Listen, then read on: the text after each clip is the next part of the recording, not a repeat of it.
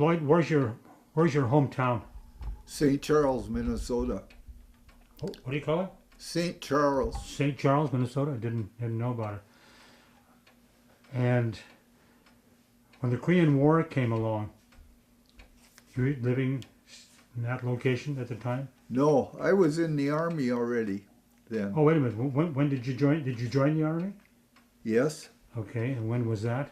You know, I don't remember. We'd have to look on the. Okay, well, we'll figure that out later. But I went in the Army as umpty. At that time, What's an umpty? it was a 1 year enlistment that they had for people. I had a friend that went in 1 year in the Navy, Didn't know that. and he was, you know, I thought, well, gee, I didn't really have a good outlook on what I was going to do or anything, so Right. I thought I'd try that. And my dad especially wanted me to get, you know, Get out of the house.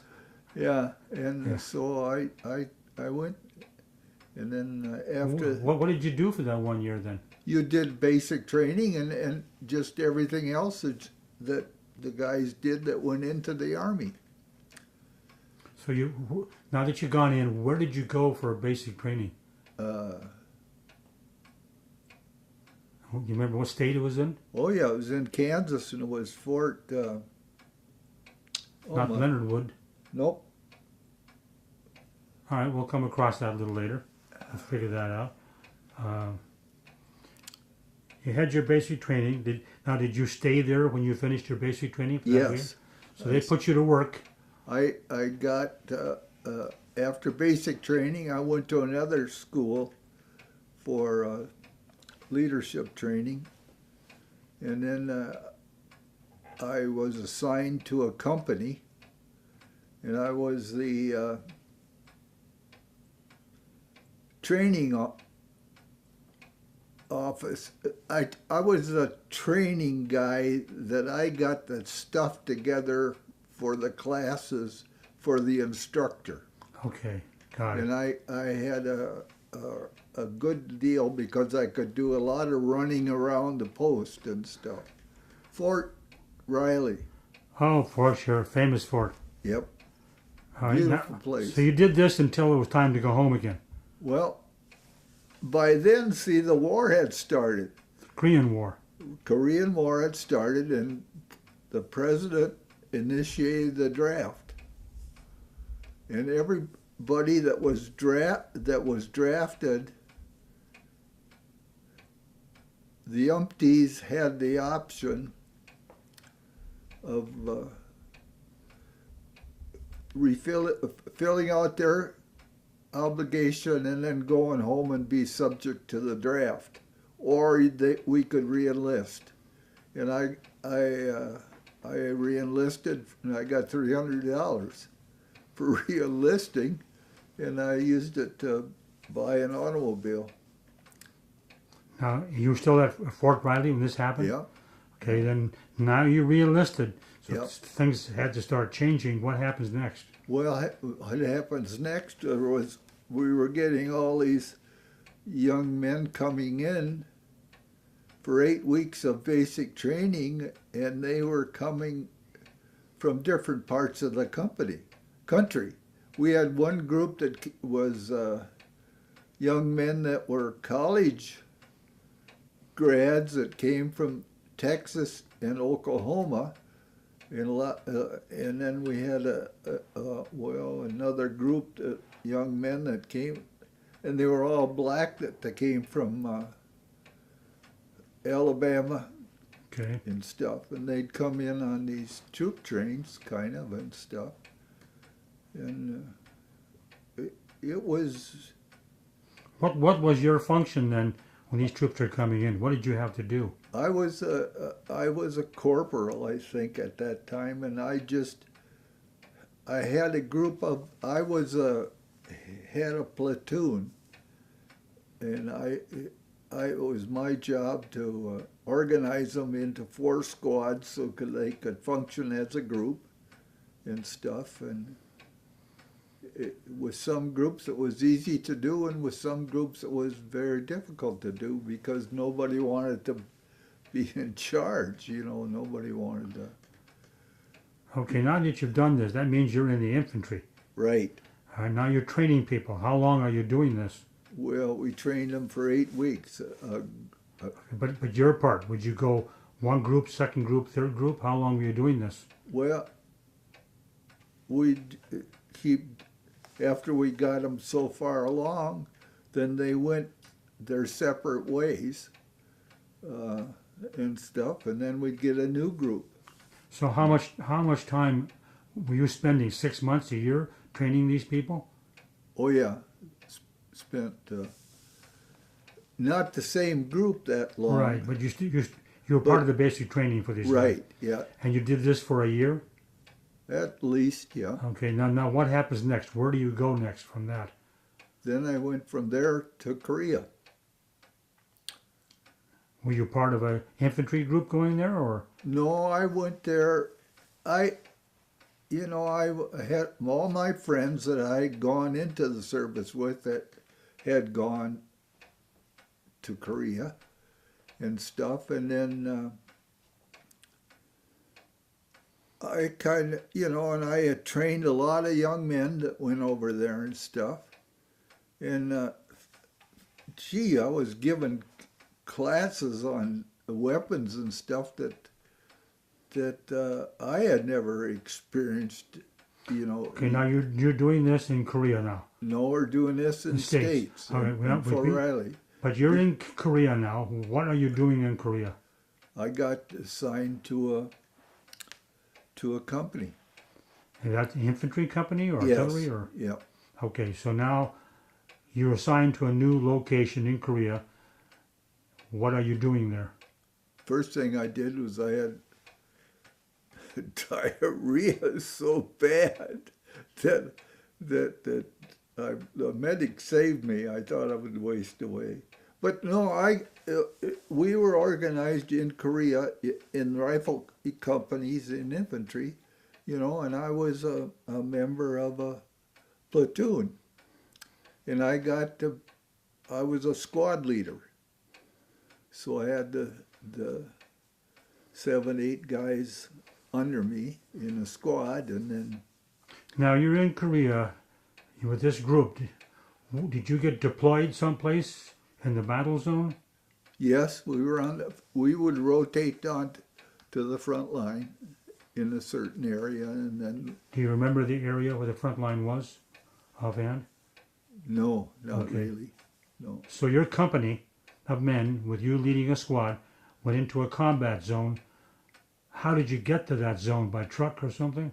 Well, yeah, that's how. A few times they moved us when we went to. They would move the whole outfit by truck and stuff. And what was your objective once you were moved up to the front lines? To hold it, I guess. Just to hold it? Yeah.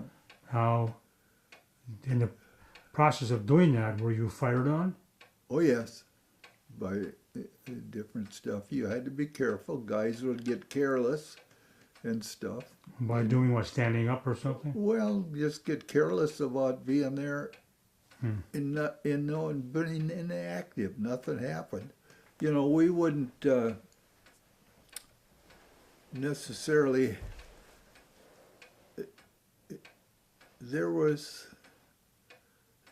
We could watch some battles in different outfits and stuff. Now, were these battles artillery or the individual soldier rifles? Well, there were some barrages of rifle, of artillery and stuff, but.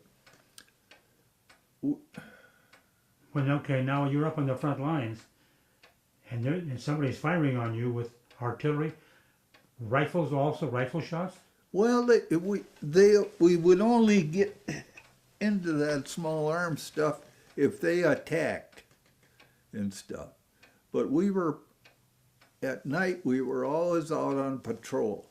Somebody some squad or some platoon was on patrol, we would go out and just keep looking for the. Were you fired upon then? Well, no. Well, no, we would try not to get fired upon because we didn't want to stir up some hornet's nest, you know. You sure? We were just trying to let them know that we were there and we were prepared and stuff. And Well, then how much time did you spend on the front line? Days, weeks? oh, days and weeks. Yeah, weeks, months. On the front line. Yeah. Okay, and then you would return back to where? Seoul? We might be in one area for a while on the front line, and then a British or Puerto Rican unit would leave or something. You remember now, this was all United Nations. Right. And then we might move over there into that area. We might go back for a few weeks just in the rear, and then we'd get sent someplace else. Now, how many months were you doing this then in Korea? How long were you there doing? We were there a total of a year until you had your 50 points, you know. Then what happened? Then you can rotate home. Okay, now, someone said something about a Purple Heart. Did you get a Purple Heart? Yes, Why did you get a Purple Heart?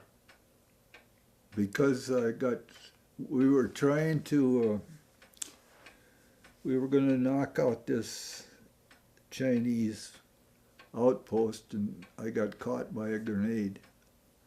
Fragment. The grenade, I was kind of on a hump, and the grenade lit beside me. I could see it, and I rolled away from it. So I didn't really get hurt too bad. Where'd the fragment hit you? Body? In the shoulder. In the shoulder? Okay. Did you get any other medals besides the Purple Heart for being in Korea? Well, I got the combat infantry badge. Okay, sure. And I got the Silver Star for. Now, when you rotated out of the front line for R&R, then you went back to the front line. You'd been doing this for a year, back and forth for a year? Yeah, but we did. But I only went on R&R. You only got R&R once, and then Where was that at? we went to Japan. Oh, you did? Okay. Yeah, they took us to Japan, and that was fun. You know, it was hard for me to realize at that time that we'd been in such a terrible war with the Japanese, you know, and stuff. Yeah. And All right, now let's get it back in perspective. You're there in the combat zone for 90% of your time, and once you reach your 50 points, you got transferred where? well, sent to the rear, and he had joined a big group of people that were going home. And I don't remember too much about that coming home business. And, and I don't even remember, I think we came home by ship, but Okay. Now, when you got into the States, what fort did you go to? we came into Seattle, and we went to Fort, whatever that big, Fort Lewis? no, it was something could have been out of Okay. Seattle. Now you're back in the States. What happens to you next? Are you I prepared I go on a pretty extended leave, and I had some choices of where I wanted to be stationed, and I wanted to go out east. I wanted to go to Fort Myer. That was the guys that worked in parades out there in the Capitol and did stuff in In the capital, you mean? in the big cemetery, Oh, Arlington? Arlington, yeah. Now you're back in the States, so how much more time do you have to stay in before you can get out? I think it was a little bit over a year. So you were based in the Washington area then? And I was based at Fort Belvoir. Okay. That's Washington State, isn't it? No, Belvoir? that's in Virginia. Virginia? Okay. I Yeah. couldn't remember that. The So for 1 year they had you doing something in the Arlington Cemetery? no, I never got that Okay. duty. I was too tall. They want pretty uniform group of guys, and Yeah. I was too tall to Fit fit in. in there. So I was then at Fort Belvoir in giving infantry basic to guys that weren't going to be infantrymen. They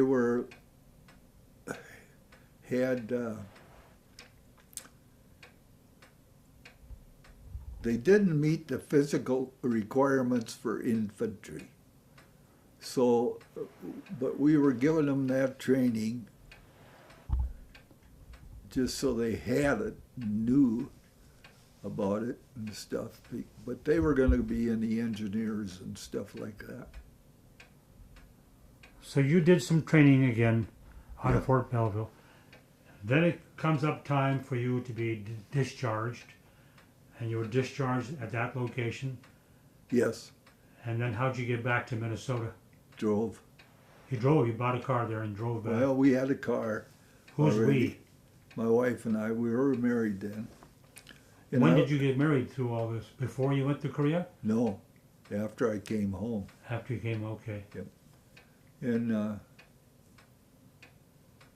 we had good duty. See, by that time I was a master sergeant, and I had good quarters on the post and stuff, and so we had a good home in that when we were at Fort Belvoir. I was still in training troops and stuff, but it wasn't quite so bad. Although they're physically these young men had real trouble with some of the stuff we were training doing. What do you mean by trouble? What were they doing? They physically they weren't really going to be that kind of a soldier. They weren't going to be an infantryman just because they couldn't Do the couldn't push-up, do pull-up? it, physically do some of that stuff. Yeah. But Okay. Now you've left the army, and you're back in. Where'd you go to in Minnesota? You came back came back to Minneapolis, and stayed there. stayed there, started school at the University of Minnesota, What was your major there? civil engineering. Okay. I had trouble when I first got to the U because I didn't have the math background. And Dolores, my wife, was farther along in math and stuff than I was, so she tutored me for the first quarter or so. And that's how I got started. Let me think about Korea again. Is there anything that happened to you that you consider unusual when you were there? I mean, did you get along with the South Korean people? Oh, yes, yes. Well, one of the things that impressed me was that one time the South Korean Army relieved us on the line where we were. And boy, those guys as soldiers were well organized, and the officers and stuff were impressive, kind of. And it was nice to see that they were being treated good and stuff like that. Korea there were some areas of Korea that were absolutely beautiful. We moved a few times and went through some of these areas that, just big, beautiful pines and stuff like that, and beautiful. Didn't know that. beautiful country. How'd you handle the winter? Winter wasn't so bad because we got clothing. We had the right clothing, and we were in bunkers where we had stoves and stuff and What'd the had stove run on? Gasoline? heat, oil. Oil? It was that rough. You see pictures of men marching along, their feet all wrapped up and so forth. Did you have good socks and boots then to keep your feet Yes, warm? we started out, that year I was there, we started out in bunny boots. And then they came along with the rubber insulated ones and it was fine. The bunny boots, if you could keep them, keep them dry and stuff, didn't get them wet, you could keep your feet warm. But I know some of that first winter, those guys over there must have really suffered, because they were running up and down that peninsula, and like you say, that there was pictures of the guys with, when they first got into the Korean War, the guys from from Japan, went to Korea in summer uniforms and stuff. And they got caught by winter over there, and it was just really terrible and stuff for them. But no, we were lucky. They were smart enough not to give us the winter clothing. So we had. I've seen these white boots that have air inside. Is that the bunny boot? No, the bunny boot was made out of felt. They were a big felt boot. Okay. And they were meant to be inside something like a big overshoe or something if you wanted to keep them dry. Yeah.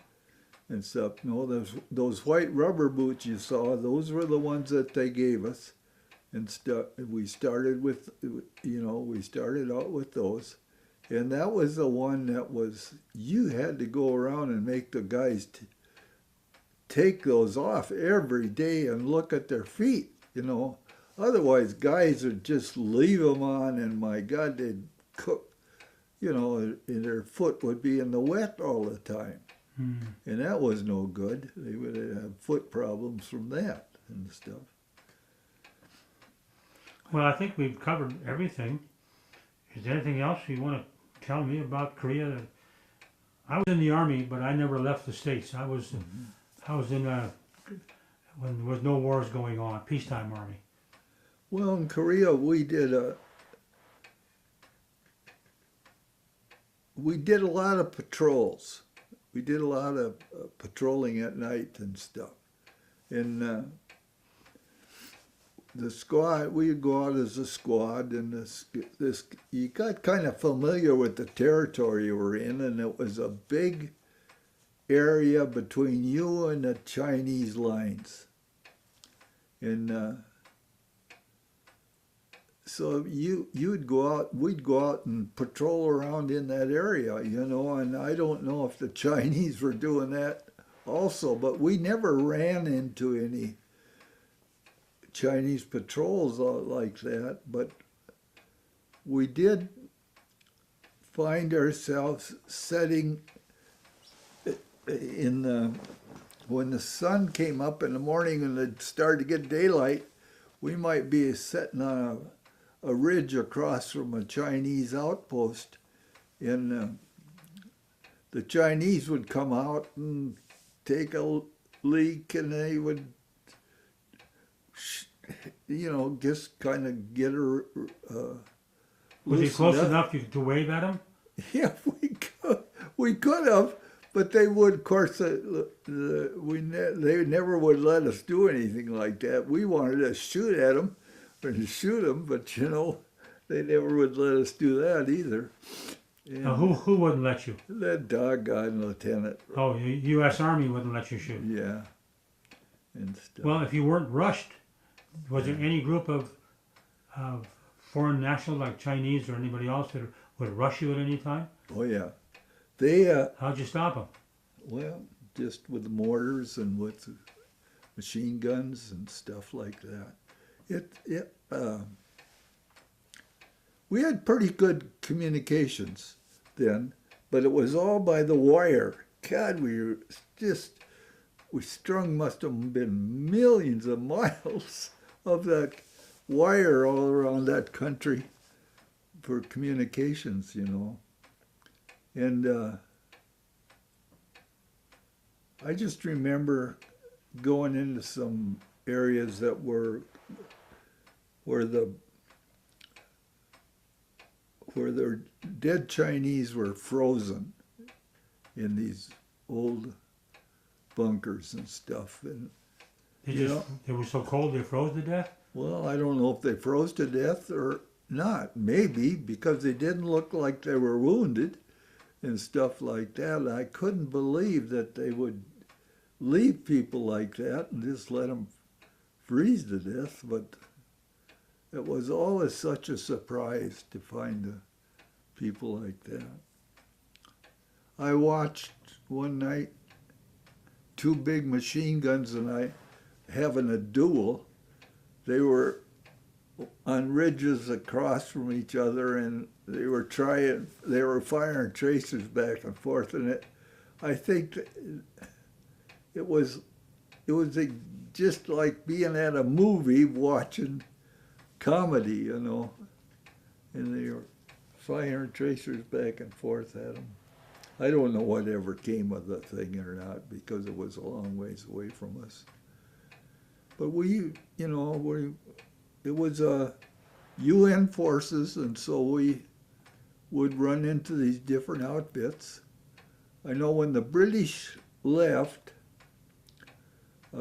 area, it was always nice for us to go there and scavenge because they always left behind this beautiful fruit. They had great fruit in cans, you know, and stuff. It was a real treat to find some of that. Yeah. Well, I don't have any other questions to ask you. I want to thank you for allowing me to come over here and learn something about the Korean War. Well, I think the interesting thing was when we would go on patrol with a platoon. That is really something. And we were going out of this big outpost one night with the platoon, and the word came back that the Chinese were in an attack on the outpost, and we were on the edge of all of this. And so I had to get the whole darn platoon back into the outpost and assign them different areas in the outpost and stuff. And that's when the Chinese the bugles would start, and their attack was underway, you know, and stuff.